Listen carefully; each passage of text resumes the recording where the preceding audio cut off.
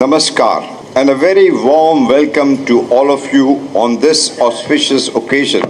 ভারত ও বাংলাদেশের স্বাধীনতা সংগ্রামের শিকড় পরস্পরের সঙ্গে গভীরভাবে জড়িয়ে রয়েছে বলে মন্তব্য করেছেন ঢাকায় নিযুক্ত ভারতের হাই কমিশনার দীনেশ ত্রিবেদী। তিনি বলেন, অভিন্ন ইতিহাসের ভিত্তিতে পারস্পরিক শ্রদ্ধা ও অংশীদারিত্ব আরও বিকশিত হচ্ছে।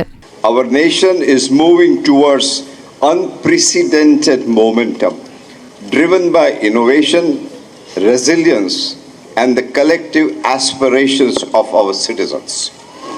As members of the vibrant Indian community here, as we celebrate our independence, it is only fitting to reflect on special relationship we share with Bangladesh, the roots of our respective freedom struggles and deeply entwined.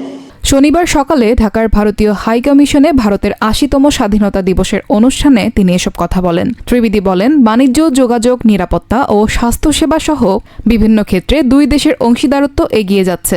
অভিন্ন সমৃদ্ধির লক্ষ্যে ভারত বাংলাদেশের বন্ধুত্ব আরও শক্তিশালী করার আহ্বান জানান তিনি। অনুষ্ঠানে জাতীয় পতাকা উত্তোলন, কুইজ ও চিত্রাঙ্কন প্রতিযোগিতার বিজয়ীদের সংবর্ধনা এবং পরিচ্ছন্নতা অভিযান অনুষ্ঠিত হয়। এতে ভারতীয় নাগরিক, হাই কমিশনের কর্মকর্তা কর্মচারী ও বিভিন্ন দেশের কূটনীতিকরা উপস্থিত ছিলেন।